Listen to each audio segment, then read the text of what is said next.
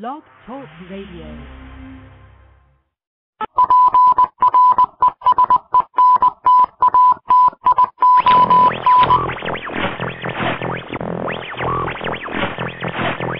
Welcome.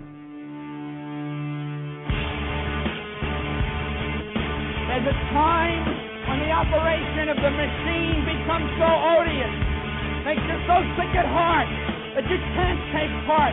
You can't even passively take part.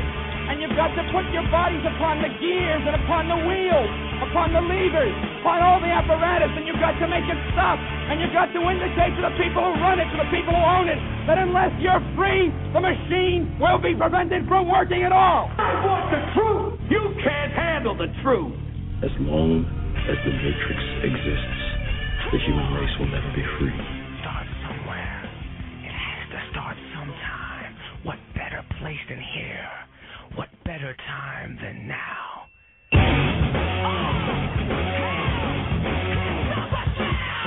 Terrorists! Terrorize this.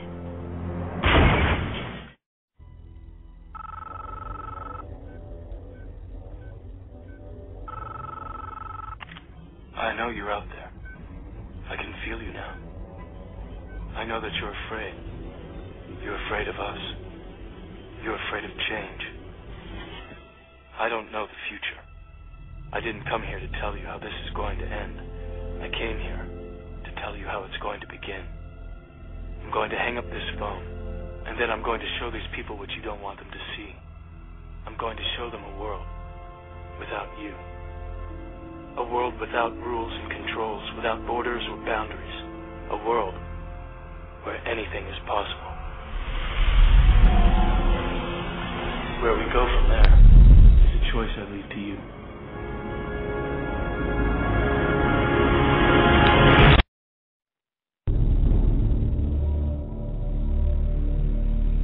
A time comes when silence is betrayal.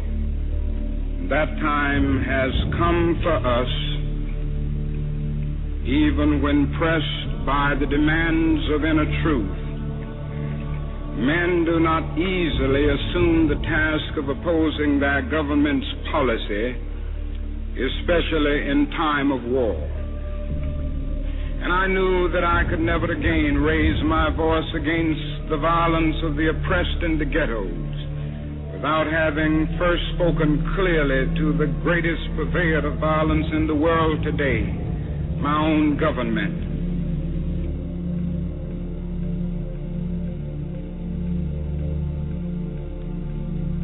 What do they think as we test out our latest weapons on them, just as the Germans tested out new medicine and new tortures in the concentration camps of Europe?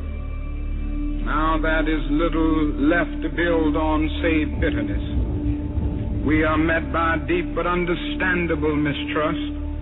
To speak for them is to explain this lack of confidence in Western words, and especially that distrust of American intentions now. The world now demands a maturity of America that we may not be able to achieve. This way of settling differences is not just. A nation that continues year after year to spend more money on military defense than on programs of social uplift is approaching spiritual death. Somehow this madness must cease. We must stop now. I speak as one who loves America. To the leaders of our own nation, the great initiative in this war is ours. The initiative to stop it must be ours. It must be ours. The greatest purveyors of violence on the planet, our own government. Greetings, free thinkers, radiation mitigators, enemies of the New World Order, and red pill poppers. It is Monday, January 16th, 2012, and you have found yourselves being expatriated here on the front lines in this war on our humanity. Yes, that's right, expatriated. Oh, I'll explain. I'm your host, Aaron Stone, broadcasting to you live from FEMA Region 1. The call-in number for tonight's show is 917-889-3064. All topics are welcome, so let's hear what's on your mind. Remember, kids, getting black bagged at 3 a.m. for posting a YouTube link on your Facebook page by a reptilian servant of the state with an IQ of this sheet of paper. Jesus. Is not the time to make your voice heard. 917-889-3064. Of course, I am referring not to SOPA. I know everybody's got their panties all wound up about SOPA, but hey, listen. With things like the what do you call it there? The media. What is that thing called? The media something. You know what I'm talking about. The media.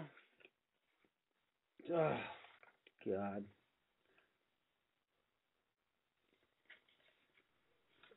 It's the one where they can go after all of us for posting links and saying things we want to on the internet. You know that one? The initiative enacted by the Department of Homeland Security in November.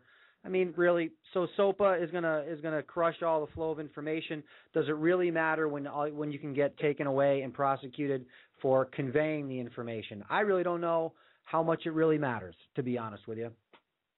But anyway, that's what I was referring to. Let me just explain myself a little bit, you guys. If my recall isn't that great right now, please cut me a little slack. I have a lot of stuff going on in my life at the moment. It's very lots of turmoil. So anyway, if my recall isn't that great or I mess things up, take it easy. All right, just take it easy. All right. So, 917-889-3064, feel free to call in with anything you want to talk about. If it's irrelevant, you want to talk about Beyonce, I will hang up on you. But anything with relevance is good. Unless you want to talk about Beyonce and her relation to the, let me see, what's the right terminology I'm looking for here? Her willing servitude to the system, I think it would be called. We could talk about that. Anyway, I do have some other things that I want to get off my chest, too. But let's do the normal plugs. For you new listeners, frontradio.net is the official website of this program. Check it out, frontradio.net. From there, you can get to our Facebook page, YouTube page.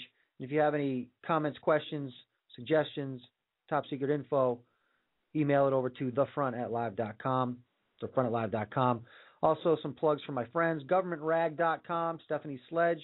Check out her website for all your truther headlines, governmentrag.com.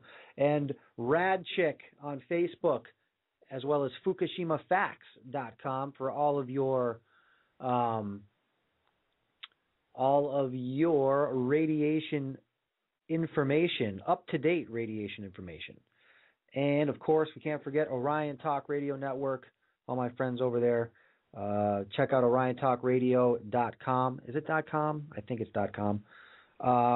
And if you're up a little later this evening, 10 p.m., check out the What the F Show with my friend Jules on Orion at 10 p.m.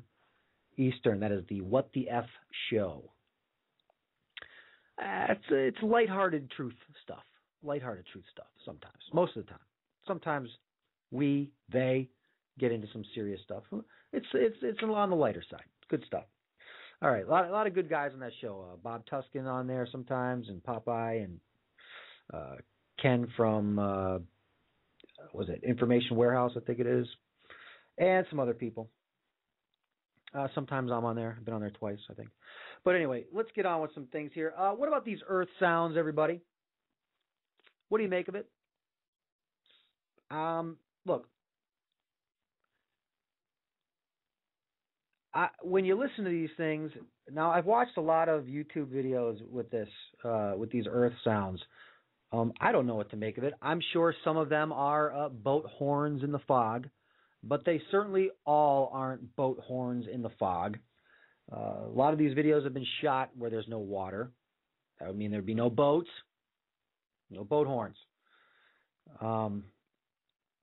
It's a big sound. I'm just, I don't know what it is, but it sounds, whatever it is,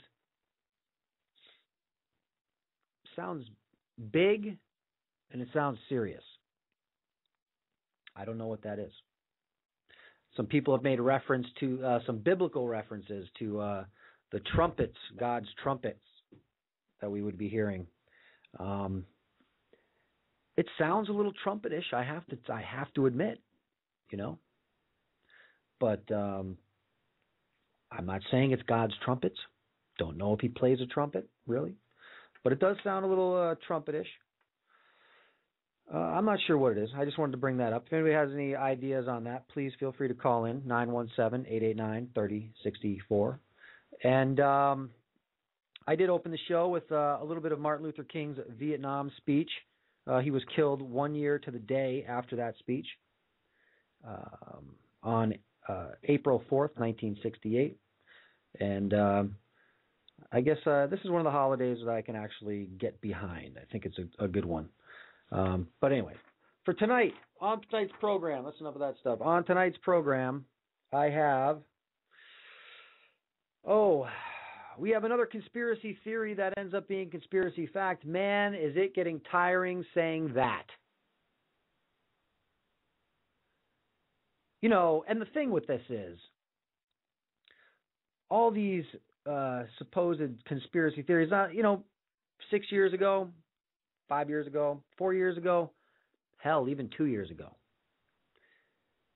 When you talked about cashless societies and the financial collapse of the United States and the globe, oh God, that was ridiculous. That was just insane. What are you talking about? You must be crazy, Darren. You must be crazy.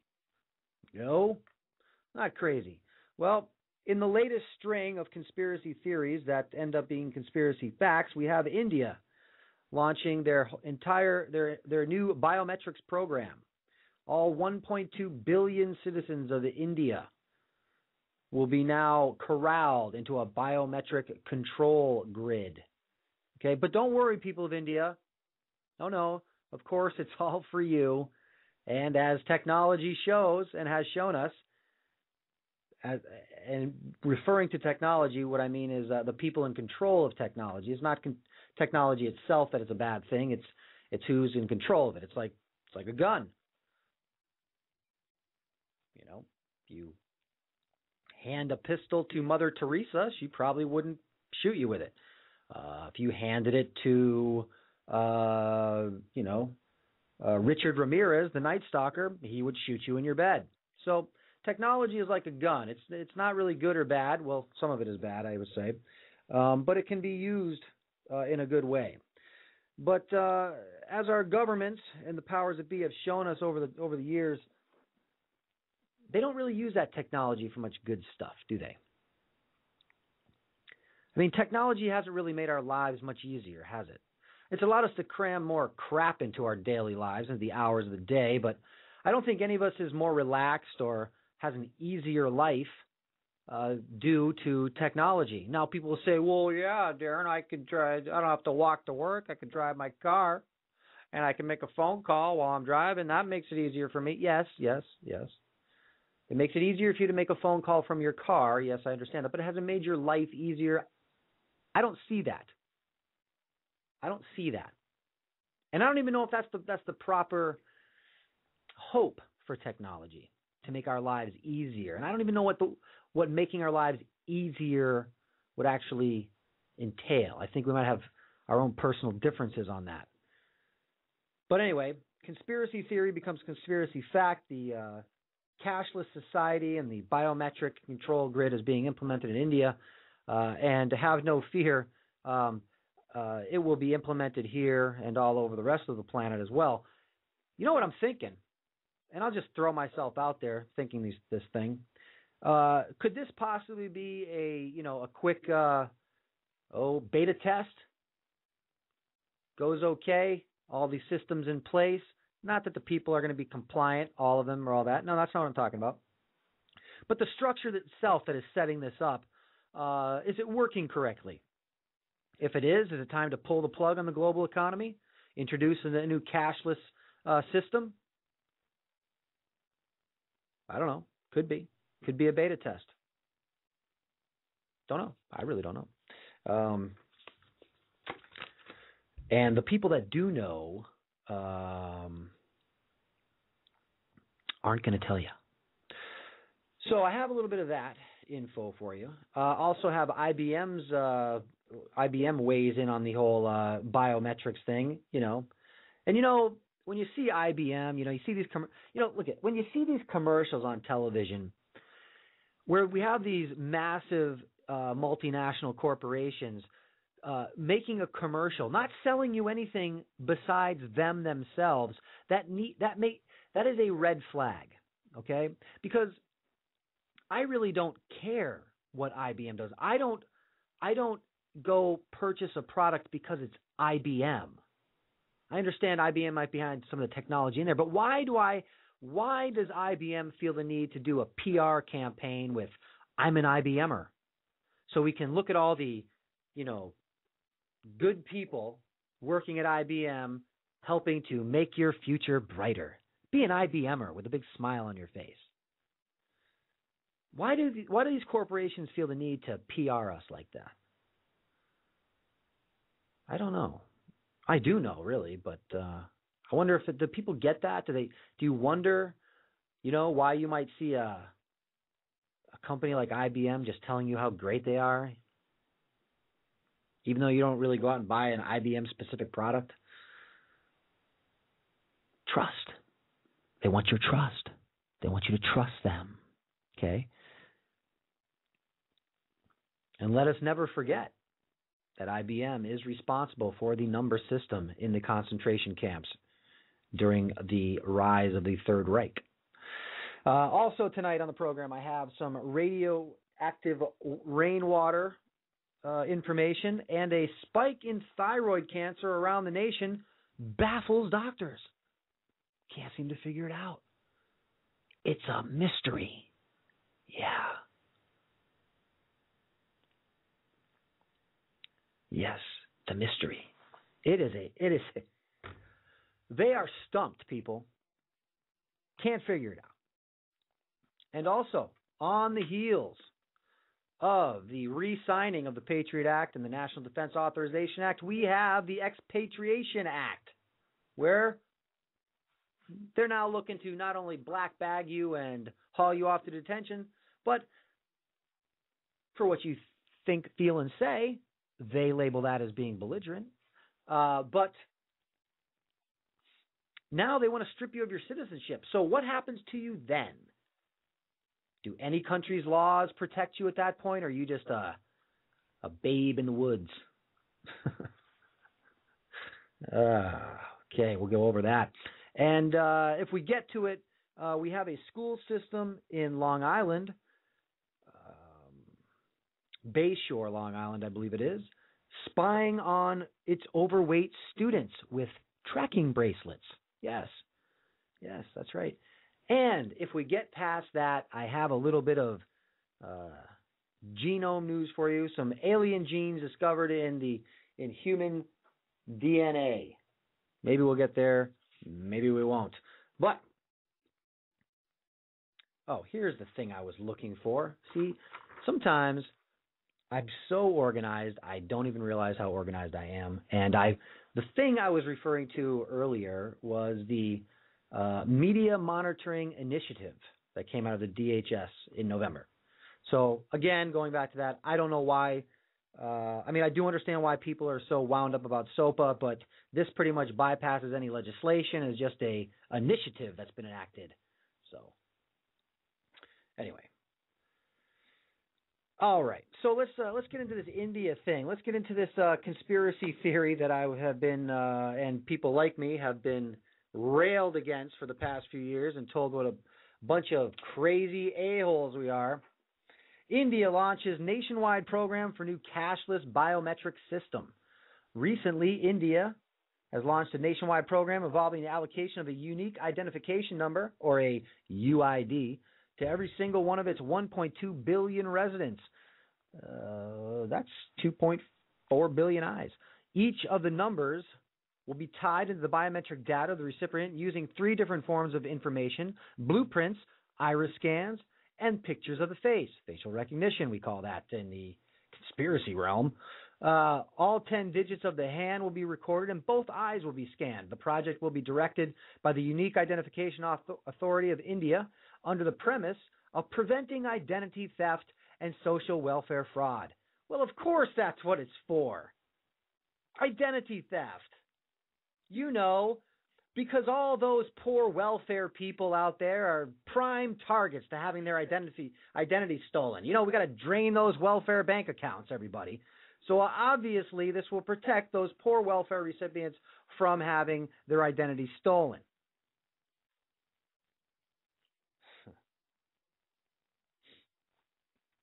Complete silliness. So fraud is a rampant problem in India. I wonder what the excuse will be when they implement it here. Fraud is a rampant problem in India, especially in relation to these programs due to a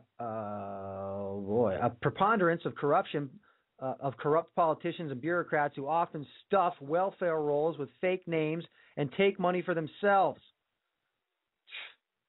Well, I'm sure we'll see a slew of corrupt politicians getting lynched up after they enact this, after they implement this entire biometric system, right? Yet, although the justification for the billion-person database is the increased ability to accurately disperse social welfare benefits, it will not just be the Indian government's social welfare programs that have access to and utilize the UIDAI. Indeed, even before the program has been completed, major banks, state and local governments, and other institutions are planning to use the information for identification, verification purposes, and, of course, payment and accessibility. Excellent.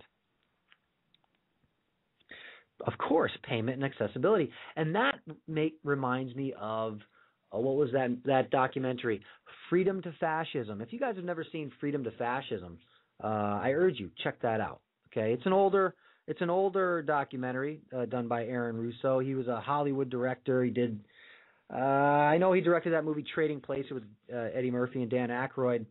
And he ended up becoming friends with a member of the Rockefeller family and was let in on a bunch of secret information. I guess it wasn't secret because it's not secret because you could just tell it to people and they're not going to believe you. So it's really not secret, right? The biggest lies are most easily hidden in plain sight, right? So it's really not a big secret.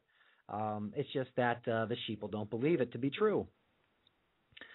So in this documentary, Aaron Russo explained how a biometric system would be implemented. He was referring to each of us being microchipped, but a biometric card system in a cashless society is one step before a microchipping.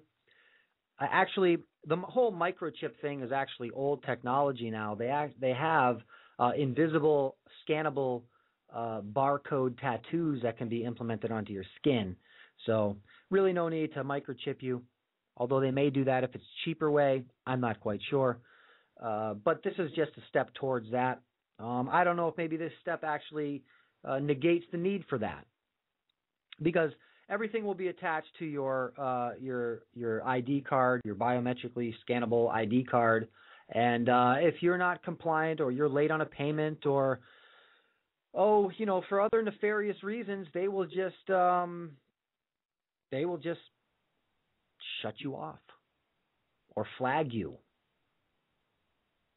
If your entire life is going to revolve around a biometric card, you're pretty much letting your entire ability to function in the hands of your government, who, I must point out, has been anything but forthcoming to us at any point in time in history. All right? So here's a little clip on that. Let me play that for you guys. Let me find it. Where am I here? Here we are. Check this out. Now, the fingerprints and eye scans of every person in India are being gathered in the biggest biometric database in the world. More than 1.2 billion people's data will be on the system, which will give access to the welfare state. But opponents argue the scheme could be exploited by the Indian government. Alex Rossi reports from Delhi. This is an enormous task. The fingerprints and eye scans of every Indian in the country are being taken and collated into an online database. When complete, everyone will have a unique 12-digit identity number. It'll enable them to access India's vast and unwieldy welfare state.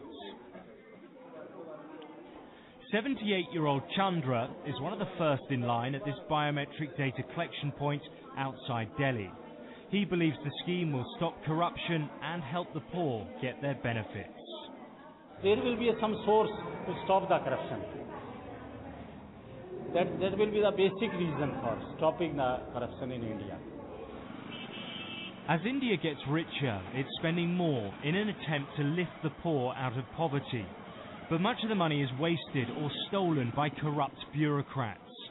This biometric scheme of identity proof will make theft by officials more difficult, according to the project organizers.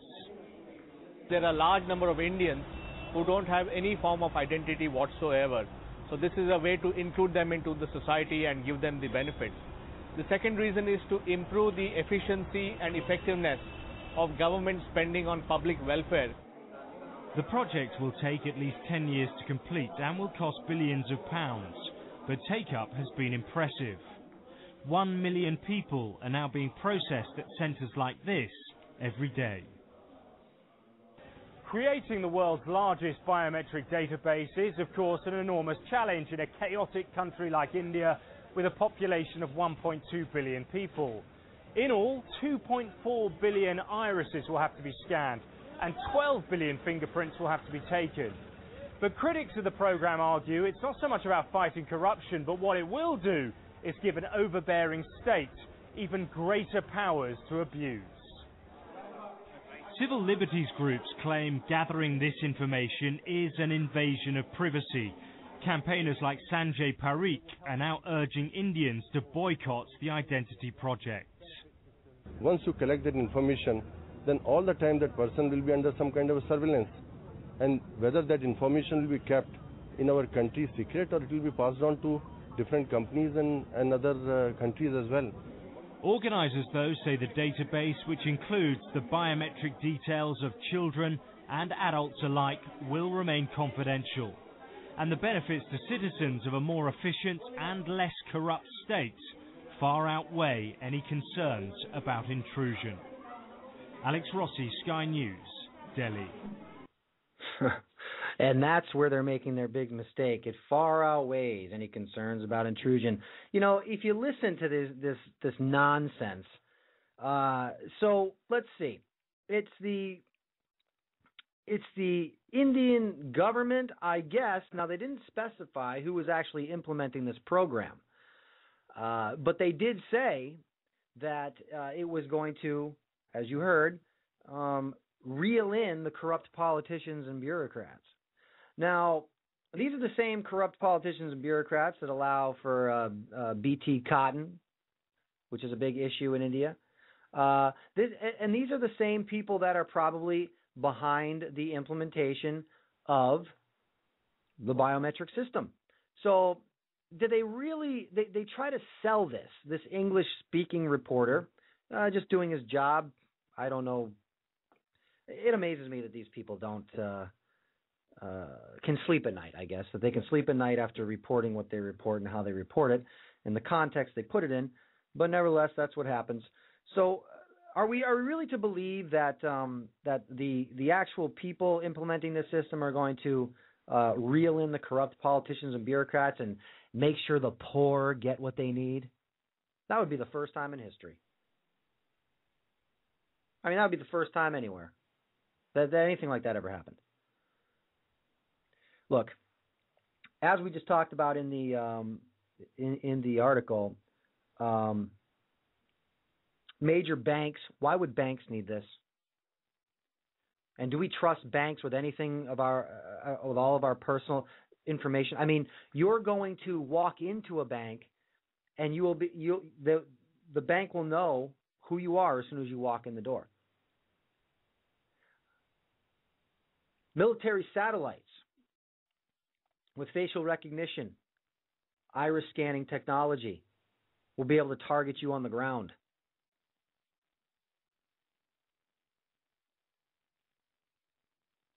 This has nothing to do with helping anybody at all. And I know you all know that. The majority of the listeners to this program, I know you guys know that.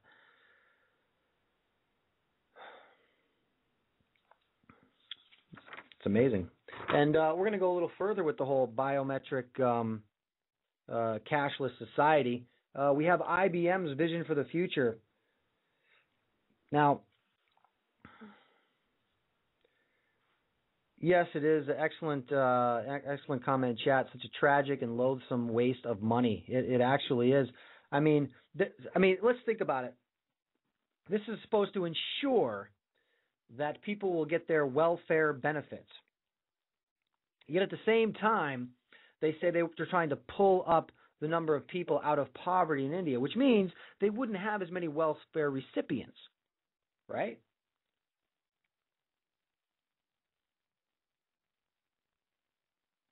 Doesn't make any sense.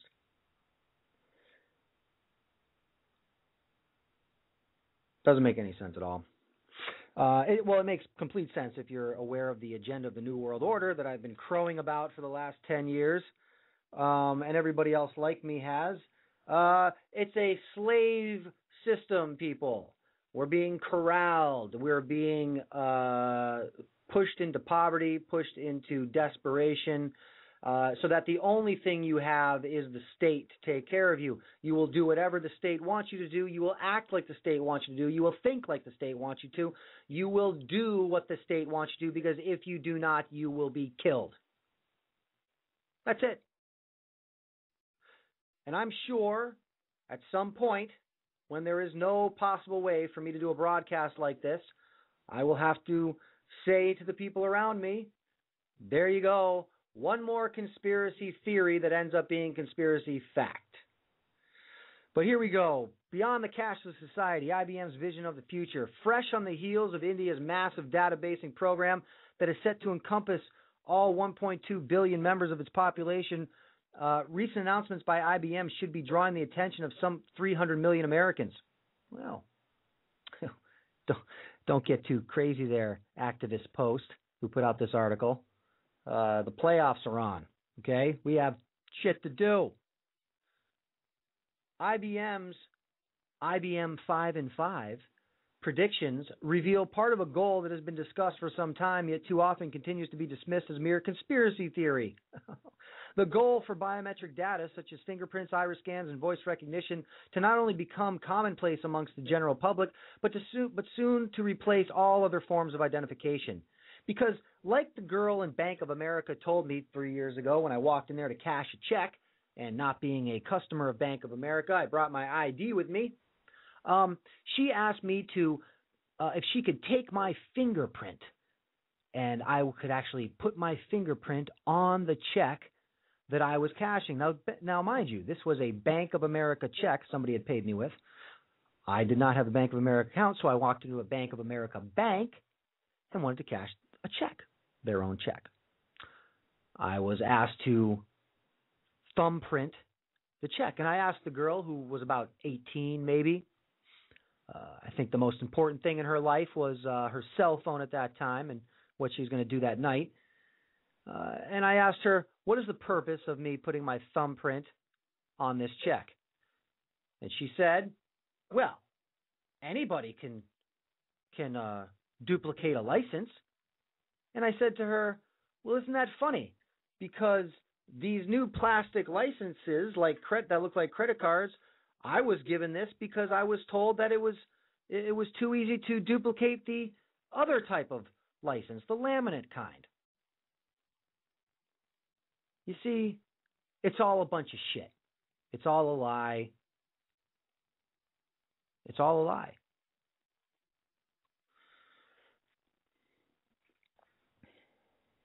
Even more startling, the next level of technology is set for release, which will link the human brain directly to the digital world.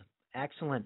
Let's remove ourselves from being human as far as possible, because it's working out so well for everybody. Working out so well.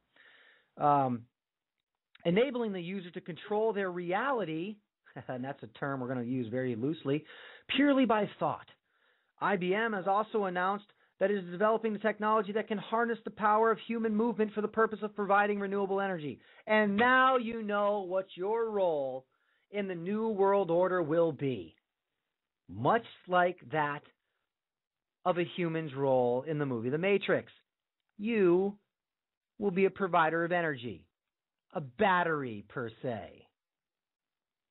And if you, as a citizen of the gracious state, is not generating enough power to give back to the collective, well, I guess that'll be a belligerent act.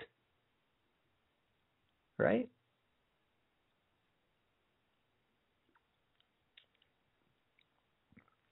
The IBM 5 in 5 is a series of 5 predictions for the next 5 years, which is, quote, based on market and societal trends as well as emerging technologies from IBM's research labs around the world that can make these transformations possible.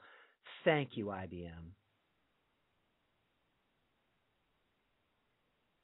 Yes, and as your mind, as all the sheeple out there get excited about this technology, so now, hey, you know, your sedentary lifestyle has gone from 0 to negative as far as activity goes now, because you won't even have to use a digit to click your mouse. In fact, you can just sit in a chair and activate everything. And, of course, if your mind has that ability, the technology has entered your psyche to that degree, I think there'll be some other people in your head as well. You know what I'm saying? Directly related to the massive biometric database being created in India, the IBM technology can and most likely will be used to create a database of user biometrics that include the very same type of information currently being collected on the other side of the world. Facial photographs, fingerprints, and iris scans here in the United States and everywhere else in the Western world. The IBM system, however, comes with the notable addition of voice files. Well, that's just like, hey, listen, that's just a formality. And people will be like, Darren, what are you talking about? Facial photographs and fingerprints and iris scans. Well, I reported on this program months ago. My friend told me, who works in the local school system, one of the local school systems, that they were iris scanning elementary school children at the school in a big kid safety program. You know, because obviously the authorities having an iris scan of your child will, of course, prevent any harm from coming to your child. And I'll just let you rationalize that in your own little head and see if you can figure out how exactly that's supposed to do that. And once you figure that out, please give me a call, 917-889-3064, and explain it to me, because I can't figure that out.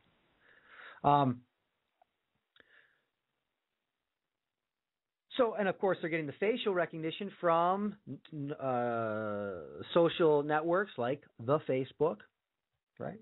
Like the Facebook. Why do you think it's called that? It's called that for the same reason that television is called television programming. That's right. All right. So, in regards to the predicted biometric identification technology, IBM states, you will no longer need to create, track, or remember multiple passwords for various logins. Well, that's a relief. I won't have to use my memory for anything.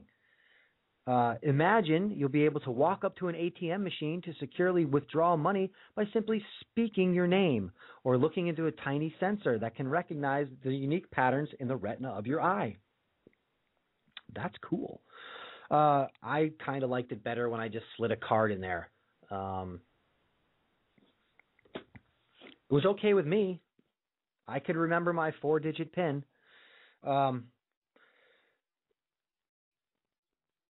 Let me see here. Or by doing the same, you can check your account balance on your mobile phone or tablet. Well, I mean, thank God I'll be alleviated of those 2 to 3 click-throughs I would have to laboriously endure while finding out my current balance. So please, just get into my brain, why don't you? So I don't have to bother doing that. Thank you, IBM. Thank you.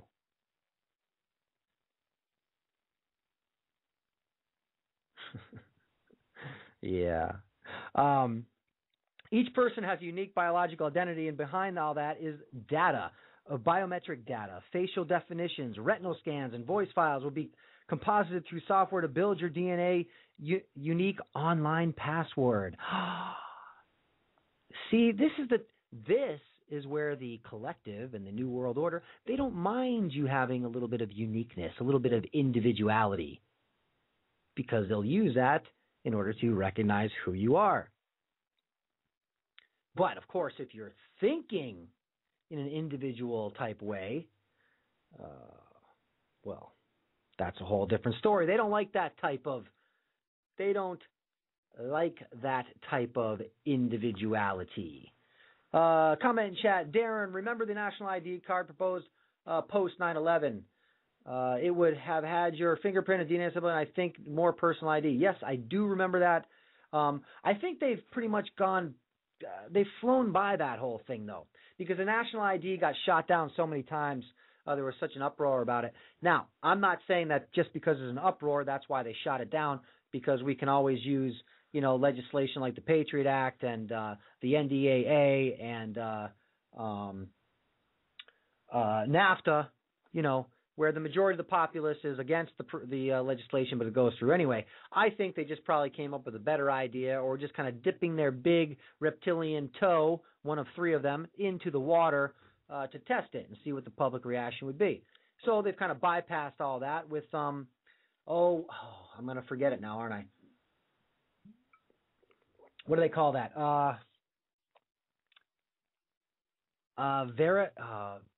It's a Vera system thing. It's like Vericheck, Vera something system. Global deal. That's what this is. Anyway. Where am I here? Okay. Referred to as multi-factor biometrics, smarter systems will be able to use this information in real time to make sure whenever someone is attempting to access your information, it matches your unique biometric profile and the attempt is authorized. All of this is precisely the argument behind the enormous database being implemented in India, as well as behind the technology being introduced to the American public under the guise of convenience and protection against identity theft. Although the systems have yet to take off culturally, there is little doubt that the vast majority of trendy Americans, and you know what keeps you trendy, people? Television. That's right. Trendy Americans will be content to give up their most private information to either the government or to greedy corporations, which are now essentially one and the same, based solely on the promise of more convenience and the ability to use even less of their brain during the course of the average day. And that's what they want, less brain usage. Makes you more malleable.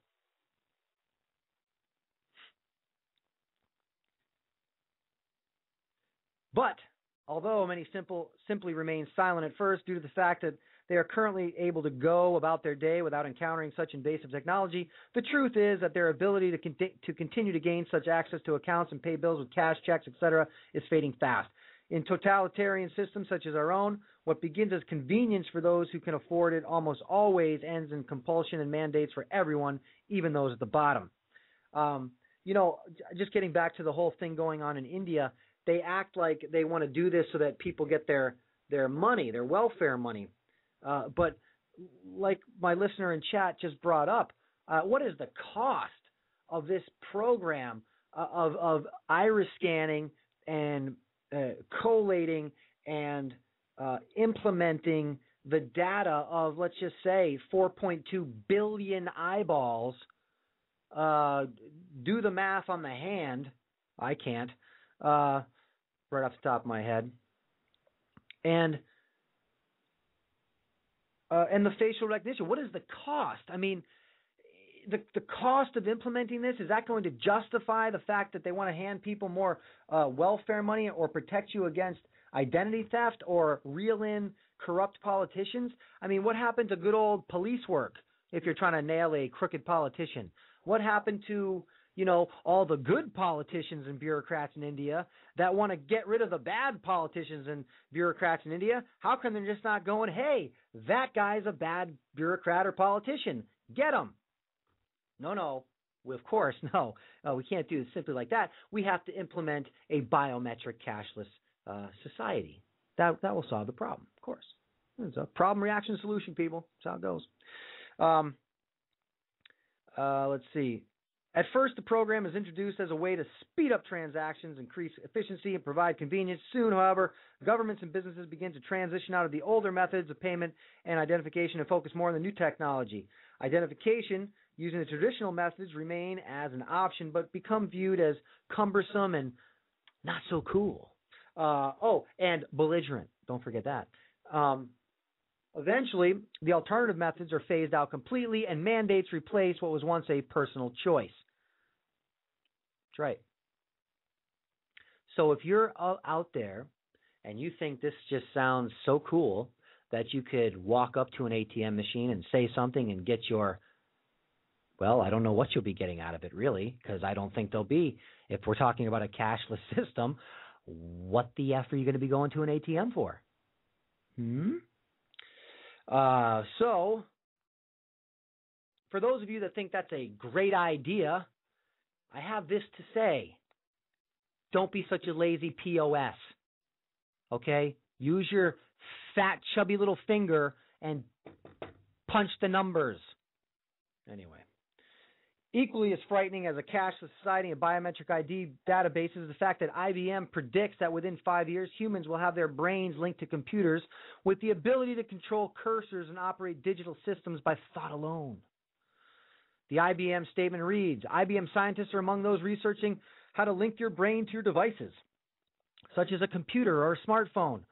If you just need to think about calling someone, it happens. Or you can control the cursor on a computer screen just by thinking about where you want to move it. Now, why would I need to control a cursor? Can't I just think about the website I want to go to? And let's just go past that. Why would I even need to bother a website? Why can't I just have the information downloaded right into my head?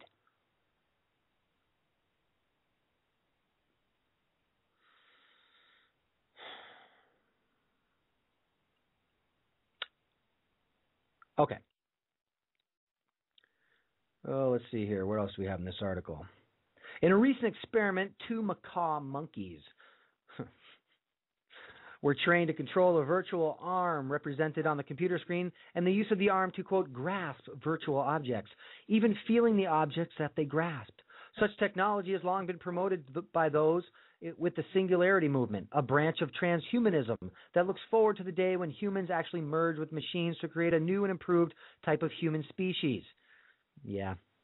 Lastly, IBM's predictions about harnessing energy, while possibly a positive development in terms of environmentally friendly energy solutions, are also a bit alarming, especially when it takes into context of its other developments. IBM states this: anything that moves or produces heat has the potential to create energy that can be captured. Walking, jogging, bicycling, the heat from your computer, even the water flowing through your pipes. Advances in renewable energy technology will allow individuals to collect this kinetic energy, which now goes to waste, and use it to help power our homes, offices, and cities. Now, you see, they tell you, they word this like, well, this will be great. Clean, renewable energy. You could possibly power your home. Well, see, the whole key word in that statement is the possibly, because you won't know where your kinetic energy is being used. It could be it'll just flow into the grid, and it could possibly be powering your home, but then again, it most likely will not be. And like I said, if you think that it's too far-fetched that each citizen won't be required to output a certain amount of energy per day, or else have their biometric system shut down or fined or whatever,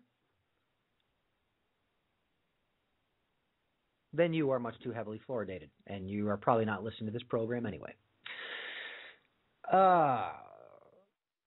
Okay, IBM is not clear in its press release as to the potential ethical concerns over its, quote, new technology. However, with a company that has such an unfortunate history regarding ethical decisions, it might be wise to view its attempt with a large dose of healthy skepticism and reserve. Point taken. Although this type of technology for some may seem unbelievable, the fact is that it's very, very real. No longer are computer/brain interfaces something only to be seen in movies like The Matrix. No longer can the cashless society be considered merely the rumination of country preachers and quote-unquote conspiracy theorists. The future is already here, and we are to control our own destiny. It is essential that we recognize the path we are on and whether or not we should proceed more carefully. I actually have the clip from IBM that goes along with this. I'm going to play it for you now.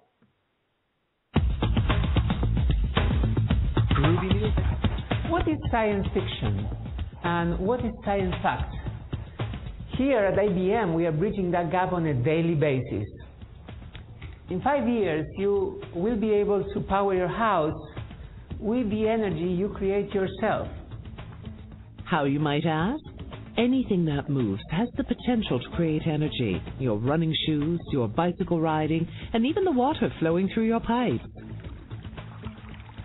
Advances in renewable energy technology will allow individuals to collect this created energy and use it to help power our homes, workplaces, and cities. Imagine attaching uncharged batteries to the spokes on your wheels. As your wheels turn, you'll be able to get to where you're going and know that the energy you created could be used to turn the light on in your house. Created energy comes in all shapes and forms and from anything around us. IBM scientists in Ireland are already looking at ways to understand and minimize the environmental impact of converting ocean wave energy into electricity. You probably used a password to log onto your computer today. This is my password. In the future, you will never need a password again. Your biological makeup is the key to your individual identity, and soon it will become the key to safeguarding it. Biometric data such as retinal scans and voice files will be composited through software to build your DNA unique online password. Look at all our wasted brain power and wasted time trying to remember multiple passwords for various logins. Instead, you'll be able to walk up to an ATM machine to withdraw money by speaking your name or looking into the camera. As always, you'll be able to opt in or out of whatever information you choose to provide. Mind reading is no longer science fiction. From Houdini to Skywalker, mind reading has merely been wishful thinking for science fiction fans for decades, but their wish may soon come true. Within 5 years, we'll begin to see early applications of this technology. Beyond PC games, doctors could use the technology to test brain patterns, possibly even assist in rehabilitation and to help in understanding brain disorders, such as autism. IBM scientists are researching how to link your brain to your devices, such as a computer or a smartphone, so you just need to think about calling someone, and it happens. And perhaps many years in the future, if you want to type something, no need to say a word or hit a single key, echoing the famous IBM motto, just think. The digital divide will cease to exist. In our global society, wealth of economies are decided by the level of access to information. And in 5 years, the gap between information haves and have-nots will cease to exist due to the advent of mobile technology. There are 7 billion people inhabiting the world today, and in 5 years, 80% of the current global population would each have a mobile device. It's cheaper to have a cell phone than open a bank account or buy a laptop, and because of this, communities are able to achieve much more than they had before. Members of a village could check weather reports for when to fertilize crops, or know when doctors were coming into town instead of having to wait at the crossroads. Imagine, growing communities will be able to use mobile technology to better serve people with new solutions and business models such as mobile commerce and remote healthcare. Junk mail will become priority mail. think about how often we are flooded with information considered to be irrelevant or unwanted. It doesn't have to be that way anymore. In 5 years, spam emails will become personal notes as systems will be able to filter and find only the data that's important and relevant to you, and bringing you the information without you having to ask for it. Imagine your phone knowing that your favorite band is coming to town and to put tickets on hold for you to purchase. Or that a snowstorm is about to affect your travel plans and you should reroute your plane tickets. News, sports, politics, giving power to your mobile phone to make purchases on your behalf. You'll trust that technology will know what you want, so you can decide what to do with it. So, there's our 5 in 5.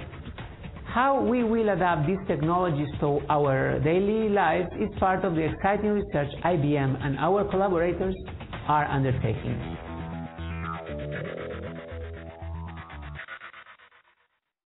Yeah, see? Look, man, they are developing this whole brain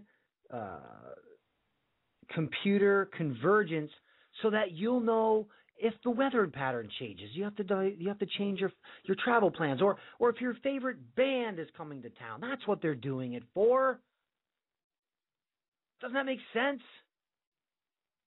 Come on. Just got to make sense. I mean, you know, it's not like you couldn't log on to your favorite band's website and get the concert information. The IBM's been working laboriously to provide you with on-the-spot, real-time announcements of your favorite band coming to town. That's what it's for. Holy crap. All right. You know, I'm thinking about this as I'm listening to that. And, you know, with this technology accessing our brain, will it be able to control what we see, think, and feel? I mean, think about that. Knowing how the brain works, these electronic signals, you know, the different parts of the brain, is it going to be able to manipulate what we see and think and feel? I would venture to say that's probably the true motivation behind this entire thing. It has nothing to do with providing more convenience I mean, hey, look, that's why you got credit cards, for convenience. How's that working out for everyone? Yeah, pretty good? Yeah, pretty good. I mean, you know, if you think about this, this will truly immerse you in an actual matrix, like in the movies. You could be living within a computer program in your brain, and you wouldn't even know. You wouldn't even know. I mean, hell, most people can't even differentiate the difference between reality and fantasy now. Most people think that they're living some type of reality. They think their money's real, and you know what they see on television is real, and I don't know. Craziness. So there you go. Another conspiracy theory becomes conspiracy fact. I don't know how many conspiracy theories we have left to become conspiracy fact. I don't know. All right. Let me see here. A quick report on some radioactive iodine in rainwater. I don't know anything about this article. Okay, so I'm just going to read it real quick, and I hoped to tie it in, although it might not tie in, with the why doctors are unsure of why thyroid cancer is on the rise. They don't know. Okay.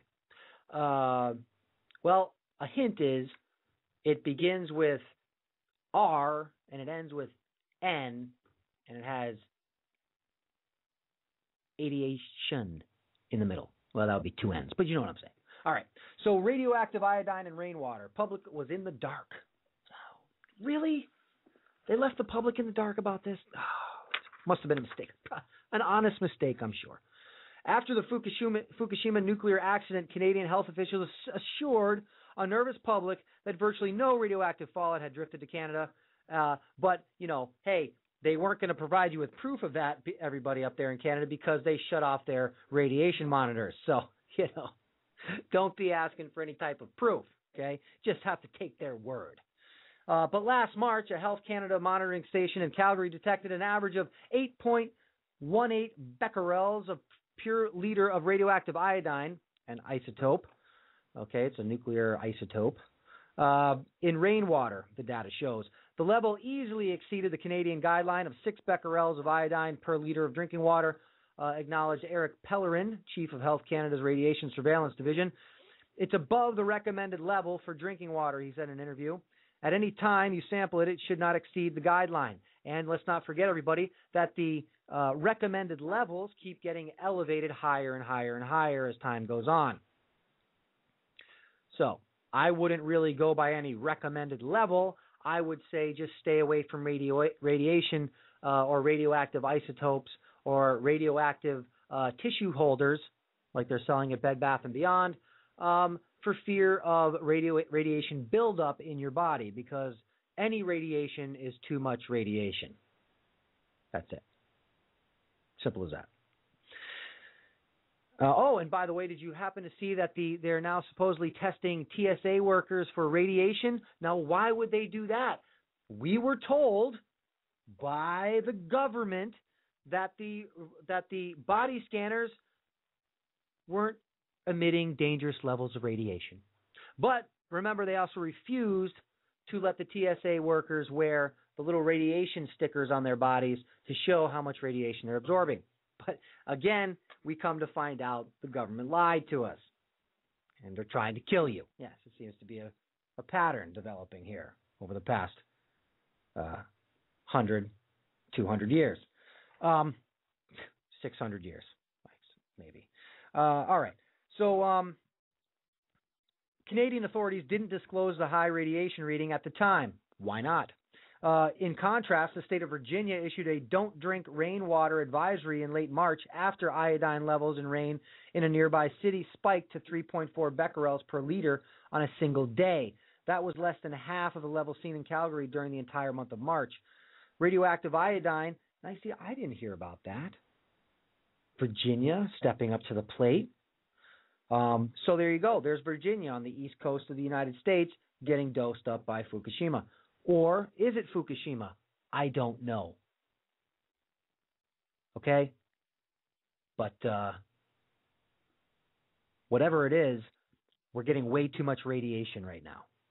All right? Don't worry. That's what the chemtrails are for, everybody, to block out excess radiation from the sun. Never mind the radiation coming from the nuclear plants. All right.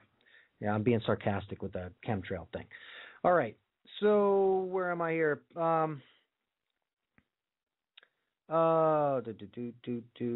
Okay, these other levels didn't exceed the Canadian limit for drinking water, but the level in Ottawa did surpass the more stringent ceiling for drinking water used by the U.S. Environmental Protection Agency.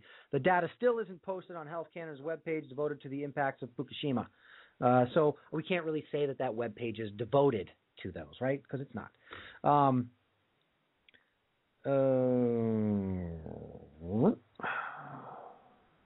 Pellerin said he doesn't know why Health Canada didn't make the data public. He says, I can't answer that. The communication aspect could be improved. I always love this. In these days where we all have our cell phones and we can communicate over the internet, I talk to people around the world on the internet with video and everything in real time, and as if they're sitting right across the desk from me. But it's always funny how governments and governmental agencies just can't seem to communicate with each other or the public. Just can't do it, and that's why we need to implement this technology so that we can communicate more freely with each other.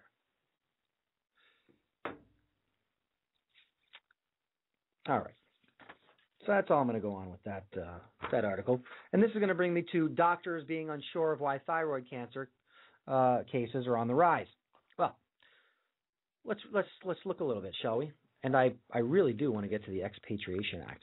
Thyroid cancer, which affects about 11 people per 100,000 people each year, seems to be on the rise. It's a trend that baffles medical researchers.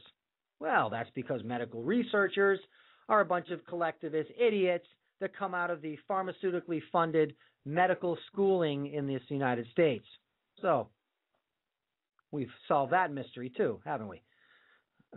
National Cancer Institute statistics suggest that in recent years, the number of cases of this often curable cancer has increased by about 6.5%. Over a decade, this has added up to make thyroid cancer the fastest increasing cancer, said Dr. Todd Huntley, a cancer guy and head and neck surgeon with the Center for Ear, Nose, and Throat and Allergy in Indianapolis. Well, he has a very long title, so he must know something. He goes on to say that, quote, 10 years ago, if I saw 4 new thyroid cancer patients a year, it would have been a lot, said Dr. G. Irene Miner, a radiation oncologist with the Indiana University Health Central Indiana Cancer Center. Now, sometimes I see that many a month, and I have seen 3 in a week, she says. Well, that's what you get for watching Good Morning America in the morning, Dr. What's your name? Irene Miner. Tune into the Orion Talk Radio Network or the Front on Blog Talk Radio, and you might learn yourself something about what's going on. Diane Sawyer's not on your team, lady. Hate to tell you. All right. Thyroid cancer is more common in women younger than 45, Miner said. Doctors don't know why that's the case, but thyroid problems in general, such as a hyper or hypothyroidism, are more common in women. I can attest to that as a personal trainer for the past 20-plus years. I have seen a massive increase in hypo and hyperthyroidism, and I talked about this on the program. I've met more women with thyroid issues in the past 2 to 3 years than I ever saw, and I have to say that it's a real struggle to get your body's metabolism correct.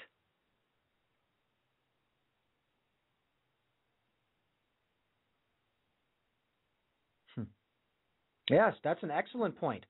Here's the point being made in chat, but I don't know if we actually have a verification that it was a nuke imploded underneath the state of Virginia back in the summer when Virginia had the 5.3 quake. I don't know if that was actually confirmed. I don't deny it. I can't confirm it. I definitely say it's a possibility. Obviously, that might lead to some excess radiation and some thyroid issues, right?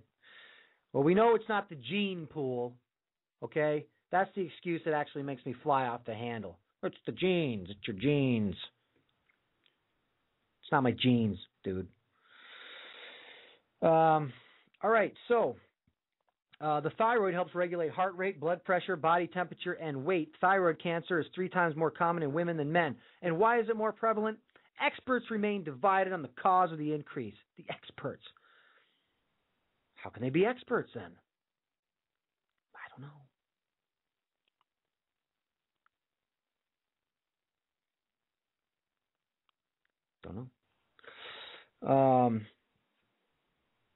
Some attribute it to better screening. That's like the excuse that we see more stuff going on these days because the internet, we can see it all. No, there's actually just more stuff going on these days. So some attribute it to better screening. Many smaller tumors are picked up on ultrasounds or scans done for other reasons, said Dr. Michael Moore, a head and neck surgeon with Indiana University Simon Cancer Center. Autopsies conducted on people who died for non-thyroid related reasons reveal that as many as 80% of people older than 60 have a thyroid lump or malignancy that went undiagnosed, Moore said. Just the fact that the United States alone has done over something like 1,400 nuclear tests on our own soil, that may have something to do with it as well. Caller, I see you on the line. Give me a second to wrap this up, and I'll be right there. Let me see here. But But some think that better screening alone can't explain the increase in thyroid cancer. A recent study showed that the increase is not just in smaller tumors, which might have to do with the detection, but also in large ones, Huntley says. Quote, there's definitely something going on, he said. How much is due to increased surveillance and detection, and how much is due to actual biological change in disease prevalence, we don't know. But we know it's both. Obesity, radiation exposure, and diets low in fruits and vegetables are 3 potential culprits, Huntley says. People who are overweight have a 20% increase in thyroid cancer. Those who are obese have a 53% increase. The more dental x-rays a person has, the higher the risk, the studies show.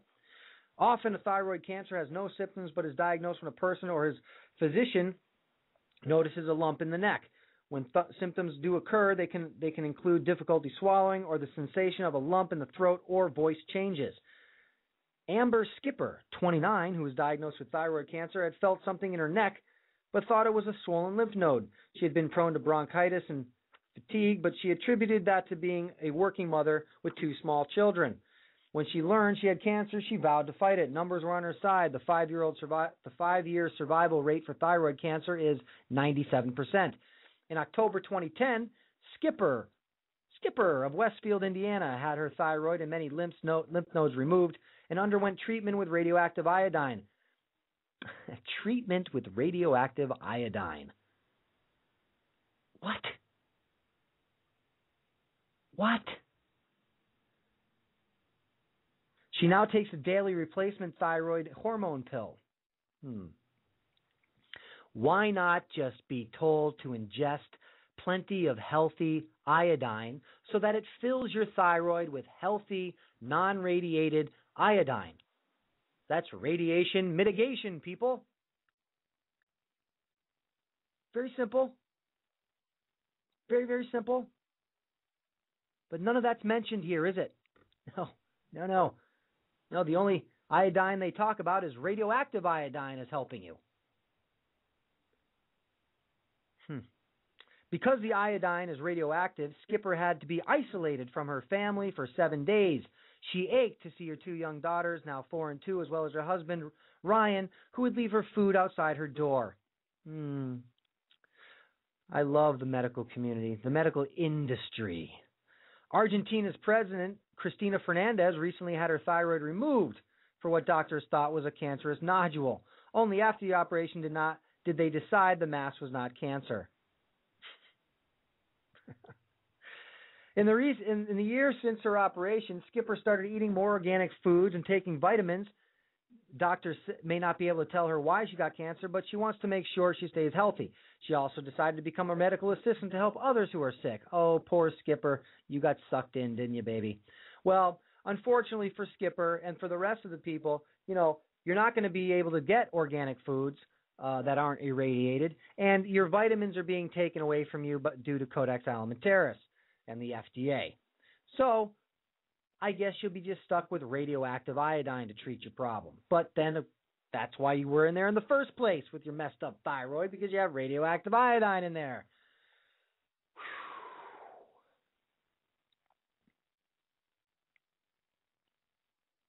Unbelievable. Her second iodine isolation, which lasted 2 days, was harder than the first. Her daughters were old enough to miss her, and at the end, she got the answer she wanted. She is cancer-free. Says Huntley, if you had to pick a cancer, this is the one you'd pick.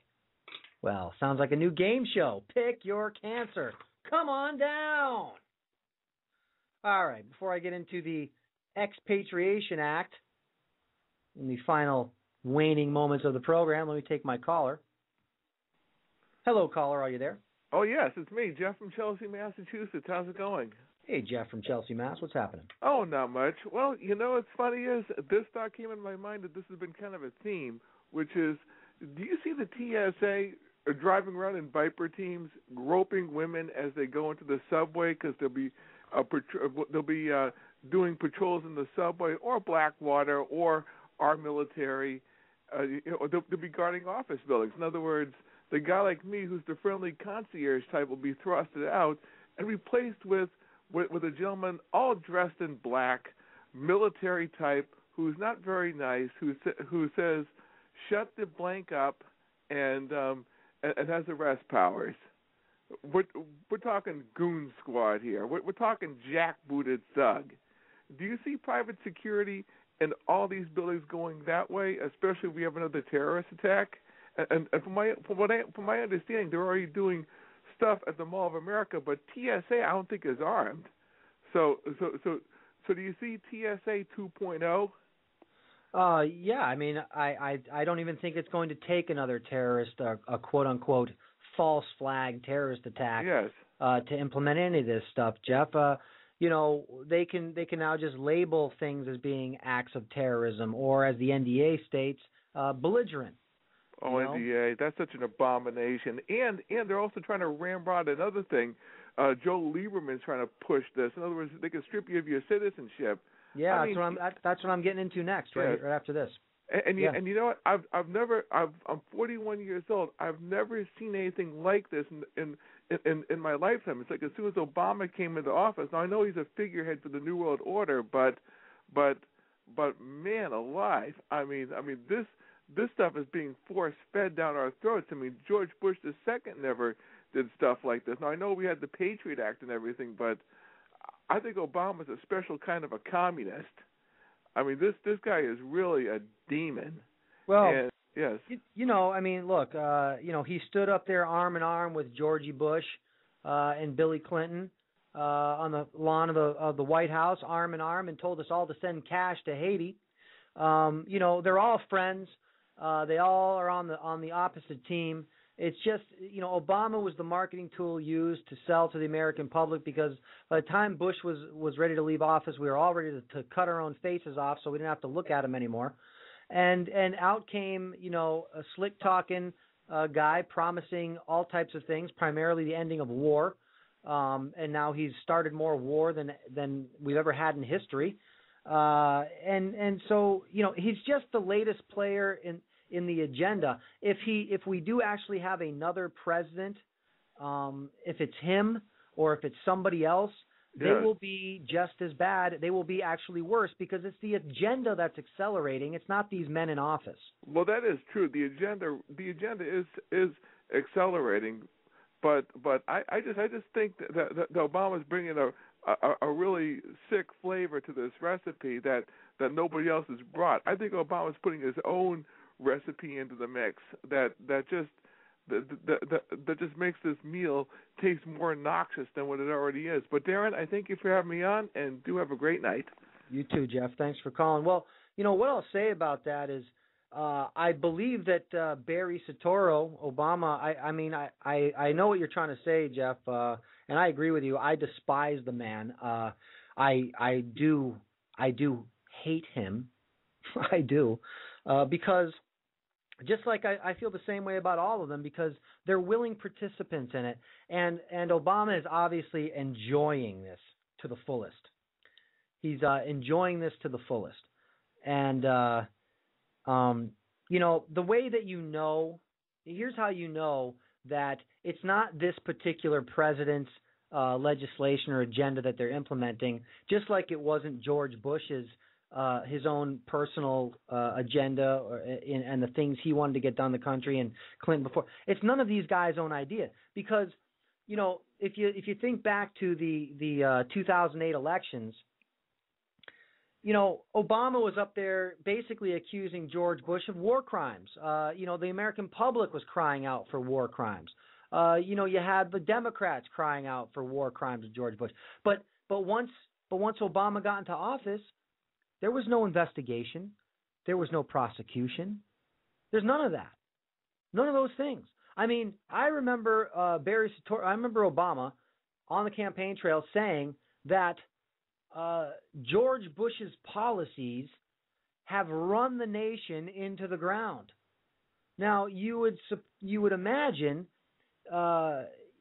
if Obama actually was accusing him of these things, that there would be some type of investigation into, say, the SEC Commission, or insider trading in the stock market with congressional members, 96% of which who are invested in defense contract companies. I mean, you would assume there would be some type of investigation. Now, I promise you, if a Republican ends up becoming the president in this next go around, they're not going to investigate Barry Soetoro on his legality as far as being a president, his birth certificate and all that stuff. I never talk about that on the show, but it's real shady.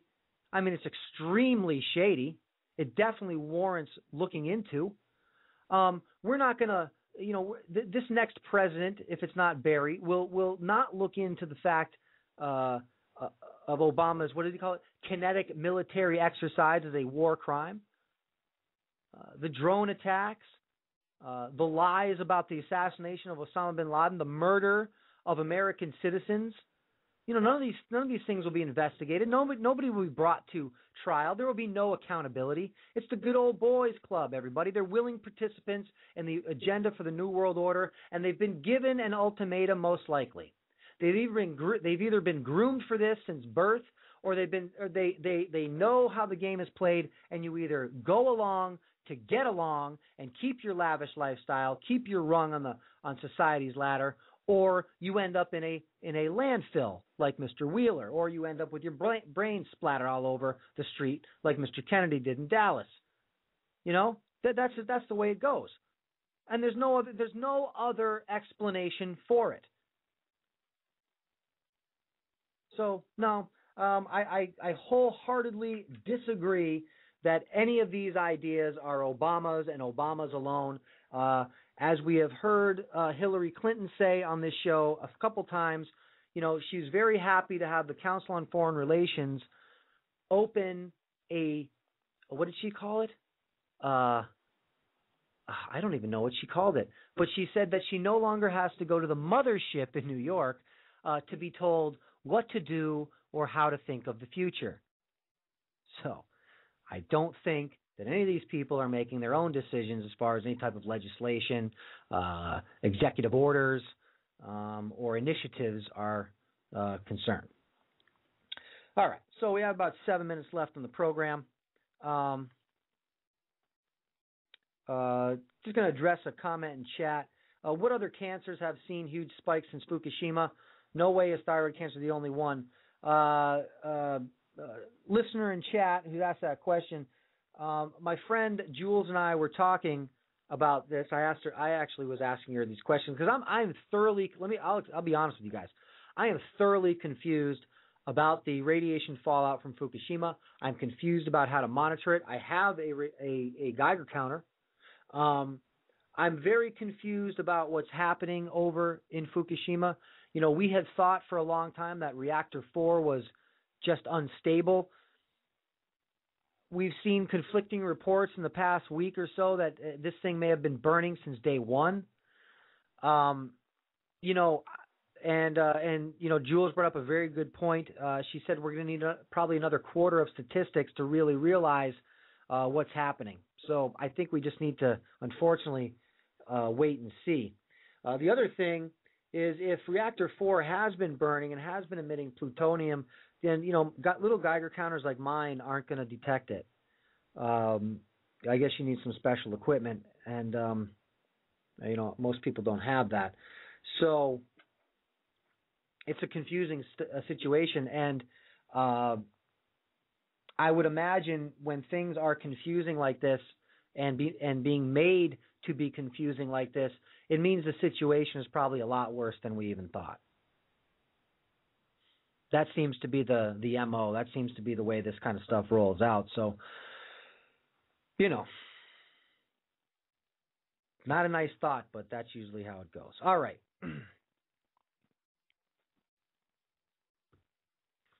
Let me see here. I just have a few minutes left.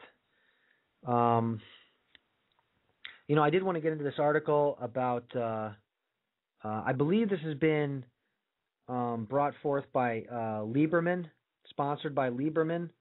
Yes, this bill is currently being passed through Congress, is being sponsored by Joe Lieberman, that little Zionist douche, and Charles Dent, a Republican out of PA. You see, they're not. There's no. God.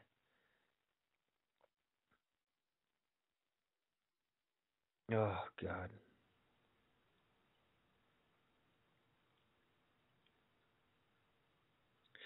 All right.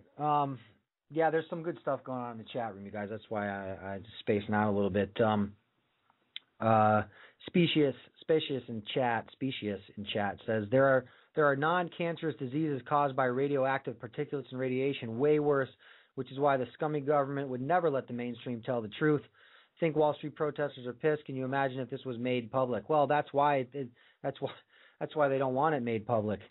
And that's why the EPA shut off all the radiation monitors within the first couple weeks after Fukushima. That's why Canada did.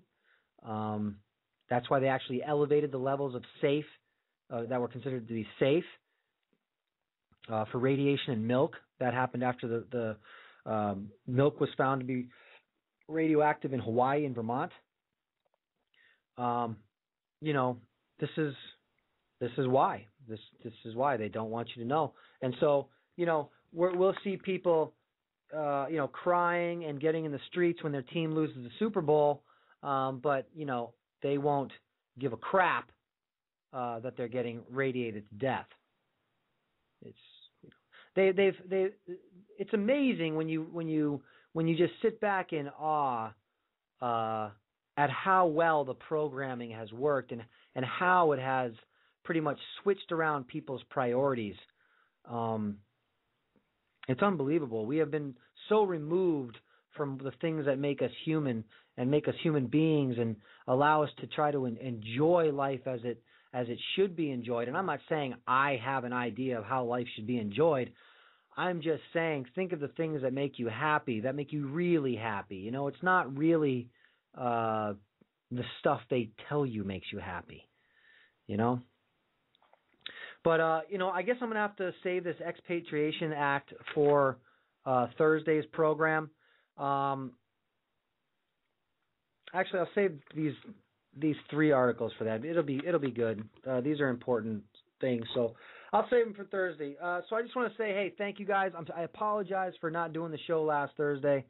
Like I said, I just have a lot of things going on in my personal life, and when it's a one-man radio show, it's sometimes it's hard to get the prep in and actually to get up to do it.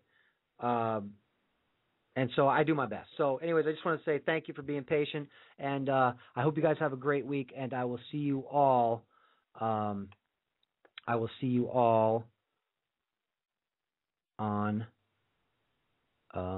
Thursday. All right? Have a great night. Your choice is simple.